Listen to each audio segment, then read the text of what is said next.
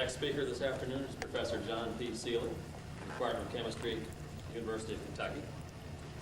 Jack received his bachelor's degree in chemistry in 1974 from Miami University of Ohio.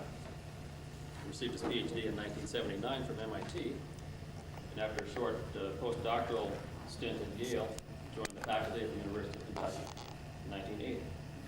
He's currently Professor of Chemistry, Associate Chairman, and Director of Graduate Studies. The title of his talk this afternoon is Transition Metal Carbide Complexes, Putative Models for Surface-Bound Carbide Intermediates. Jack. Thank you. I will be telling you all about chemistry, not much catalysis at all, just in the introductory slides. But I think it might have some relationship to catalysis in sort of a philosophical way.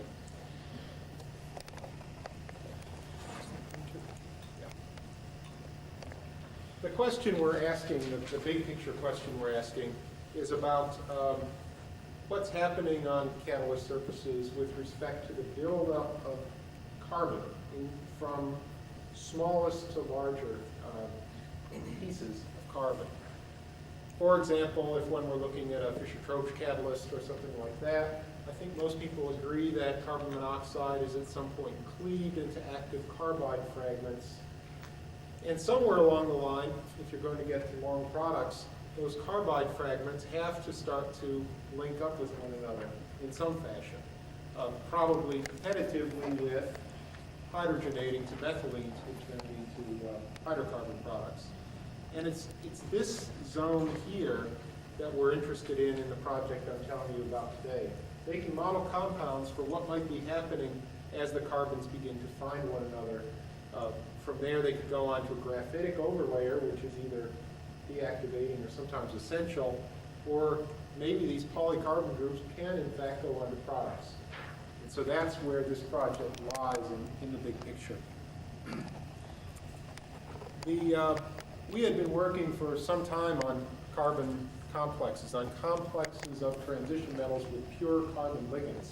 We've done some work with C1, we've done some work with C2, and what I'll tell you about today is some work with C3, which is rather recent. The other group in the U.S. that's working on C3 complexes is John Gladys's group at the University of Utah. John's approach has been to make linear tricarbon complexes by using some adaptions of well-known organometallic chemistry.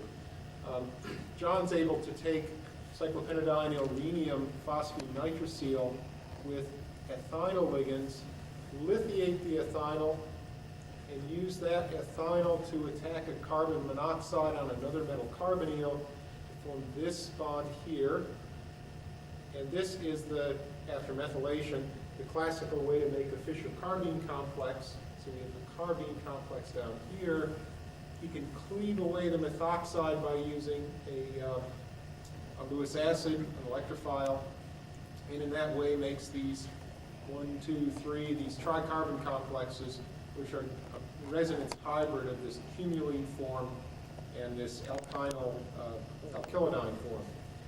And in a similar fashion, you can make trimetal tricarbides, but in that case, he also is dealing with essentially linear 1, 2, 3 carbon chains. Our approach has been to try and make the triangular, the closed triangle tricarbide complexes. And we've taken advantage of some very simple, very well-known organic chemistry to do that. Cyclopropene chemistry is a well-developed area, and cyclopropenes are easily ionized, if they have a leaving group on them, to cyclopropenyl cations. If you can remember back to your organic chemistry course, remember the 4n+2 rule, that in fact means that this is an aromatic species. It's the smallest possible aromatic species with 2 pi electrons in the ring. And as such, these are quite stable, these cyclopropeniums. A few workers had begun to develop some transition metal chemistry of cyclopropenium and cyclopropenylidene all the way back into the late 70s or early 80s. Domper in Germany, for example, had looked at some mono metal substituted cyclopropenium ions, which can also be described as these cyclopropenylidene cations. So Gomper had begun to develop the chemistry with one metal on one vertex, but two organic groups on the other two vertices. Going actually way back to the early days of Fischer carbene chemistry, Oefele had developed one of the first carbene complexes without a heteroatom on the carbene carbon by using the reaction of a metal dianion or organometallic metal dianion with cyclopropene dihalides to make these, best described in this form, these cyclopropenylidene complexes. But again, those are restricted to one metal on one vertex. And what we wanted was completely surrounded C3 cages, or C3 rings rather. I had to edit this one. I realized some of the data were out of date. Sorry for the mess. All we've done is to take C3Cl4, which is the precursor to this, tetrachlorocyclopropene, commercially available, not too hard to make. You can pull off one chlorine by using a silver salt. Silver SbF6 works best in our hands. Make trichlorocyclopropenium, react that with three equivalents of a metal anion, a nucleophilic metallate, and just like we hoped, you can substitute all three vertices with a transition metal center. So we can get these M3C3 cyclic systems. And this is our entry into the chemistry.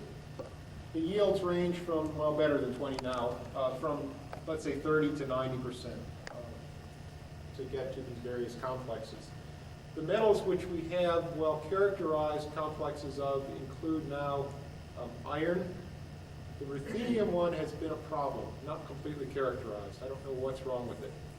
Pentacarbonyl-rhenium, CP molybdenum tricarbonyl, and CP tungsten tricarbonyl. All nice, except for the ruthenium, all nice crystalline, well-characterized complexes. What you really need to know from here, what you need to keep an eye on here, is the carbon NMR of the carbon-13 NMR spectrum of the C3 ring. We see here fairly typical 225 to 260 range, downfield shifted resonances for the C3 rings. Not as far downfield as you might expect for a bona fide metal carbene complex, which should be down near 300, but nonetheless, downshifted, showing perhaps some carbenium character. The complex we've done the most with, by far, is the tris iron complex.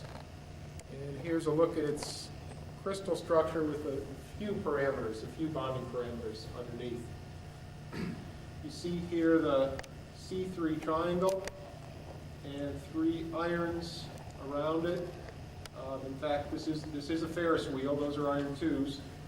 And you see the iron carbon distances here, Fe1, Fe2, and Fe3 to the ring are listed down here, ranging from about 1.913 to 1.919.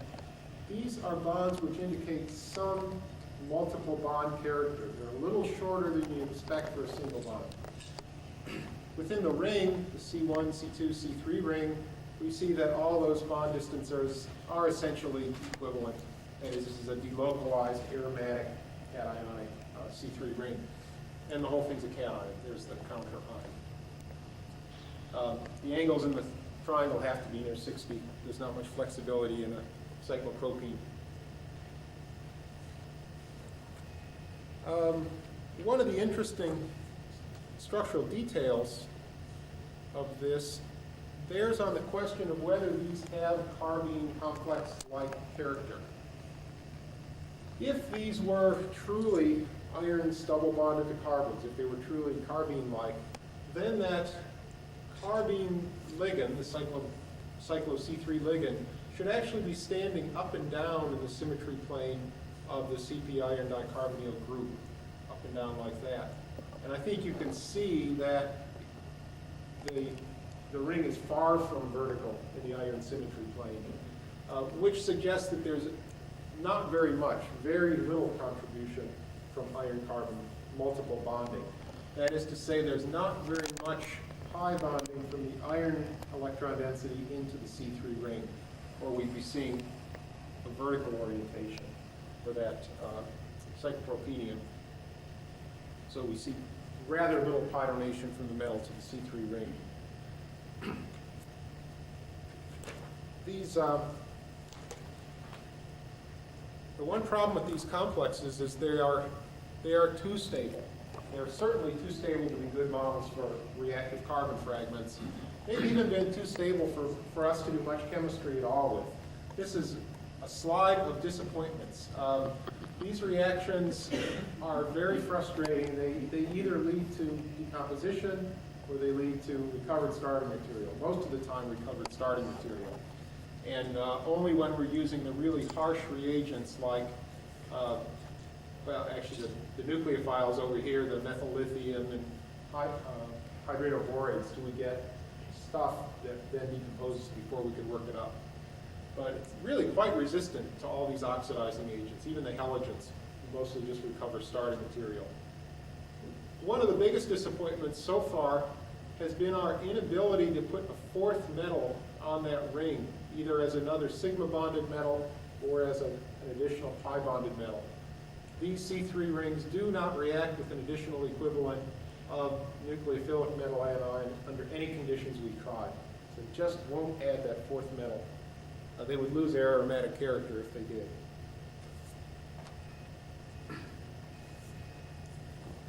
One of the interesting directions here, which we're now pursuing, this is the preliminary result, and there's another student working on this now, is to extend beyond the C3 ring into yet larger carbon networks. Our approach right now is to take metal ethynyls with trimethylsilyl groups on them, react them with our trichlorocyclopropenium starting material, and this is a way that one can substitute for the chlorines with loss of trimethylsilyl chloride to form these three C3 to ethynyl linkages. So this would lead us then to C9 complexes, or if we could do this in a stepwise fashion, C5 and C7 and C9 complexes. We've more or less characterized the tris CP iron dicarbonyl ethynyl complex, and we didn't get it pure enough yet to get a carbon-13 NMR, disappointingly, but all the rest of the spectroscopic data are suggesting that this is indeed what we have, is this C9 complex. What we're doing now is to use better donor groups out on the metals. We're using ruthenium with some phosphines, and I think we're going to get to some nice stable complexes there. So this allows us to extend beyond the C3 into the larger fragments.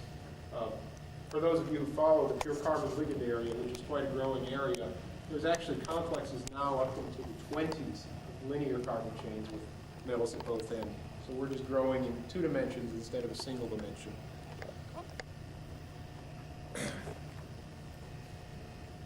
The other thing that we are trying to do is get away from these cationic complexes into some neutral complexes with 3 metals surrounding the C3 ring. And here's our approach to these neutral complexes. This initial chemistry here, this initial synthetic chemistry, is not original with us. We found it in the literature. It's quite a remarkable reaction for those of you who do organometallic synthesis out there. If you take a metal hexacarbonyl, chromium, molybdenum, tungsten, they all work, with this lithium ethoxy acetylide, followed by an ethylation. This is a sort of a classical Fischer-Carbon type of synthesis. You get this surprising product. It's a cyclopropenylidene. It's a C3 ring with 1 double bonded group 6 metal, 2 ethoxies on the 3 vertices. And fortunately for us, these ethoxies are moderately good leaving groups, and we're able to substitute one of them by a transition metal center. We've done most of the work, again, with cyclopentadienyl iron dicarbonyl center. We've done some additional work with cyclopentadienyl ruthenium dicarbonyl, and with different cyclopentadienyls, that is, pentamethyl cyclopentadienyl iron dicarbonyl. And in that way, we can make quite a series of these dimetallic, where this is group 6, and this is the iron group, cyclopropanylidene complexes. Again, another frustration in the chemistry has been the inability to get that second ethoxy off. And I'll tell you some more about that in a minute. We just cannot seem to get that one to come off once the first one's on. The interesting data down here, again, have to do principally with the cyclopropanylidene ring. I'm going to walk you through just one of the series here. If you look at this chromium carbon, so that's this carbon right here in the carbon-13 NMR spectrum, you see a resonance at about 226. Again, not real carbene-like. You might have expected that all the way down to 300 for a real carbene complex. And you see a periodic trend. You go to somewhat higher field for molybdenum at 219, and somewhat higher field still at 207 for tungsten, and thank goodness for the coupling constant, because otherwise we would have seriously doubted that that was a tungsten. But it does shift past the oxygen-bearing carbon. We actually had trouble with these assignments, and that's one reason we made the pentamethyl cyclopentadienyl iron complex.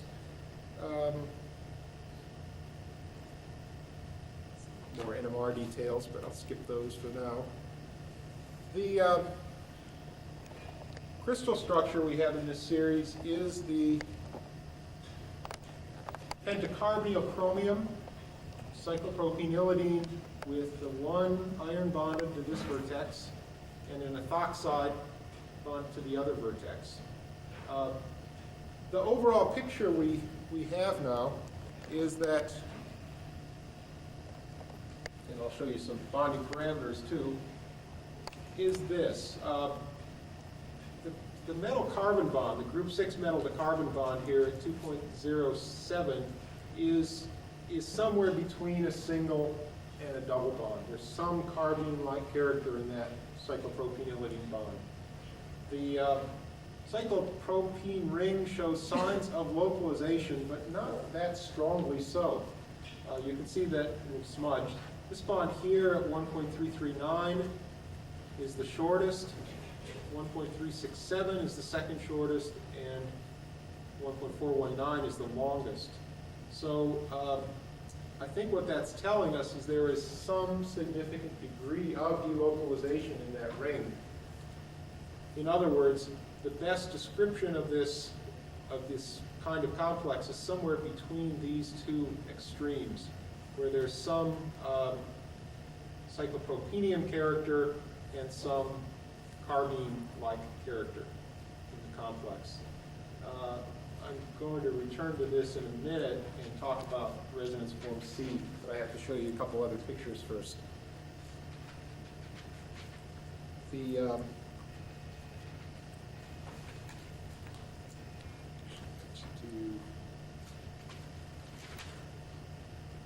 Actually, I decided not to put that one in. It was getting too detailed. The point is that you can see it in this picture. This ring is more or less in the vertical symmetry plane of the CP iron dicarbonyl group. That is, it's got a carbene-like crystal structure. So we think that there is probably some degree of iron-carbon multiple bonding between the iron and the attached carbon. A minor contributor, but a real contributor to the overall description of the complex.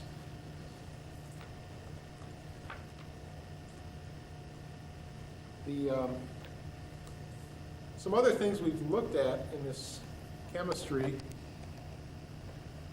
include some electrochemistry. We've just barely started this. This is a cyclic voltammogram, current on the vertical axis, voltage on the horizontal, of the precursor, that is the chromium pentacarbonyl with two ethoxides on the cyclopropanylidene ring. And you see here a fairly nice oxidation at 0.83 volts versus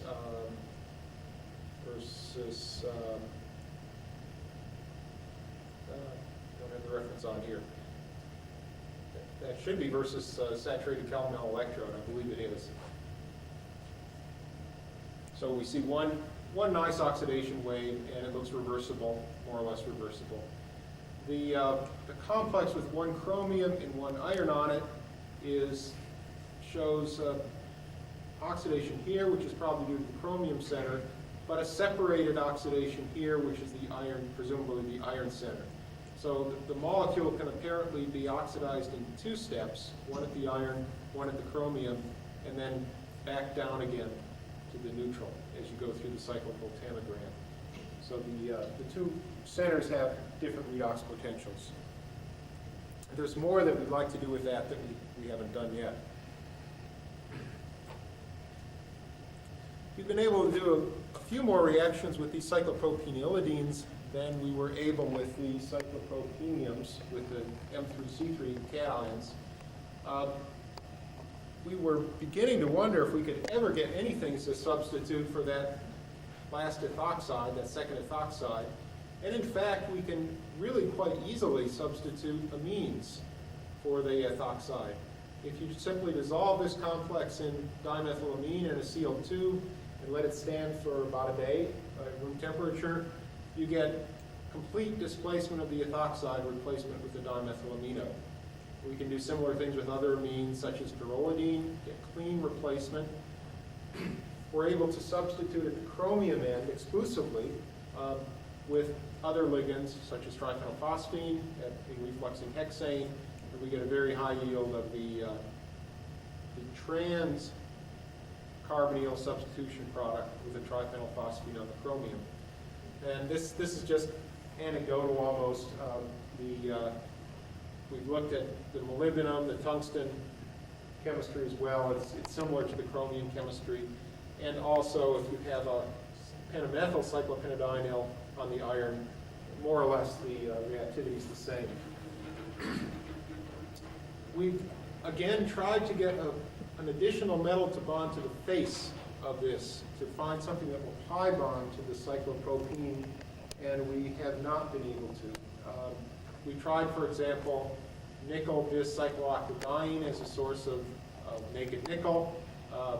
That would, in many cases, accept a cyclopropenium ligand. There's a lot of cyclopropenium nickel complexes in the literature, but in this case, we just got a nickel mirror. It doesn't pick up the C3 ring.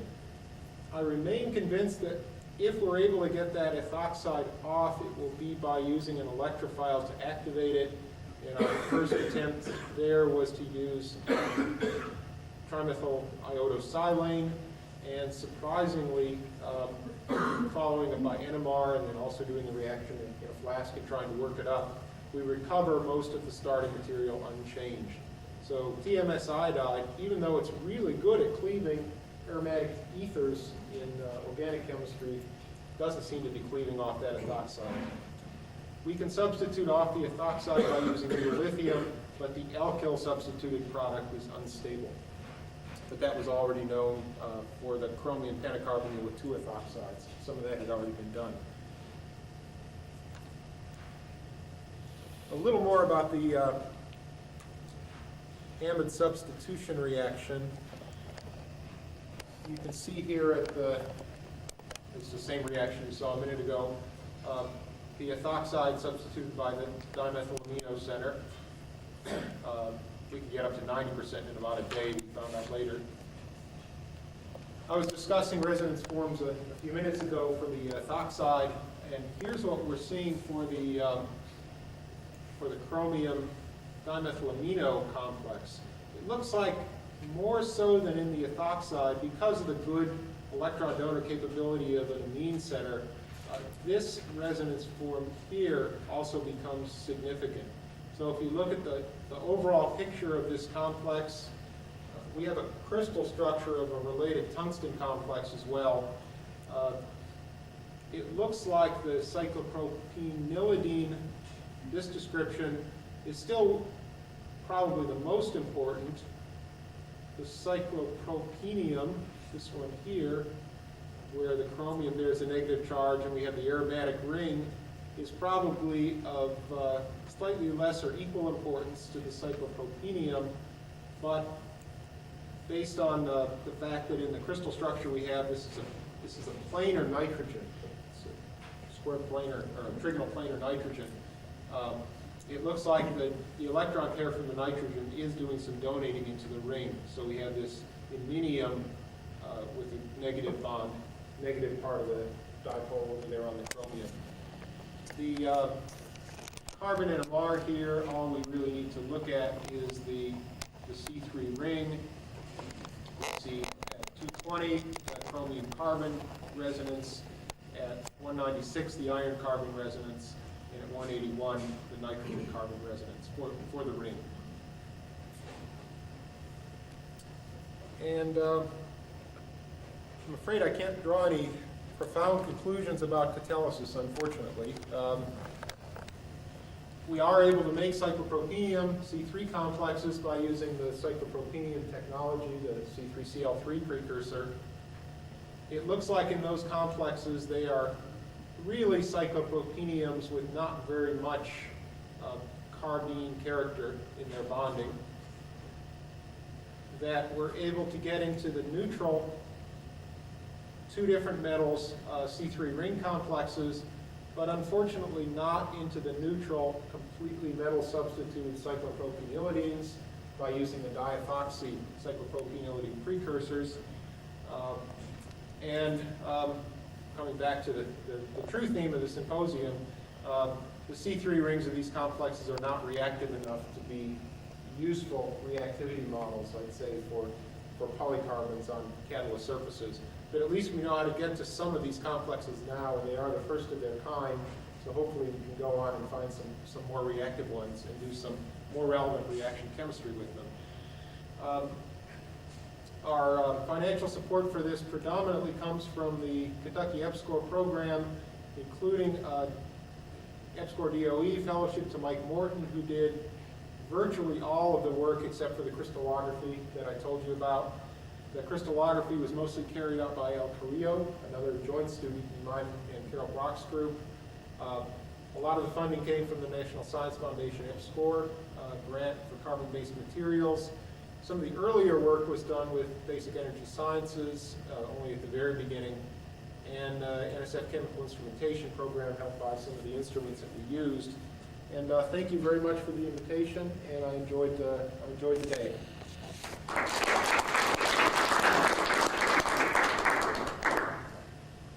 Questions? Strictly from the chemists, I'm sure. We try to do electrochemistry on a ionic C3. Yes, and not very, it's been disappointing. What we really wanted to do with those is some organic chemistry that had already been done for example, triphenyl cyclopropenium. They can be reduced and dimerized to get R3C3, but those aren't benzene, those are just cyclopropenyls. And then those thermally rearrange to benzenes. We have not been able to get that to work. When we reduce those, they turn into ugly stuff. Unfortunately, because that would be a route to hexa metal substituted benzenes, which are unknown. They do give irreversible reduction waves, and because they're irreversible, I can't tell you how many electrons those reductions are. And they also give an oxidative wave, which is reversible, but I can't remember the number right now. The one looks like it's probably a 1 electron oxidation, most likely. Electrochemically reversible. You said that the rubidium analog to your cyclopropene complex was not involved in determining what synthesis was the only way. We can't get it cured. There's two good possibilities in my opinion. One is that it is not giving complete tri-substitution. And then what's killing us is some of the fluoro and dichloro intermediates that are in the product, and those get hydrolyzed. I think that's the problem. We start these at -78 and then let them warm up to room temperature for some period of time, like overnight or a day. We probably have used in the ruthenium case maybe a 4 about 1.5 equivalents, that is a 50% excess of ruthenium, and we still are getting this inability to work this stuff up as pure product. I know it's pretty more hydro analogs, but it's already because Oh, so maybe it is still an instability. Although why this should be less stable than the iron, I can't imagine. That's pretty strange. And we haven't tried the osmium at all.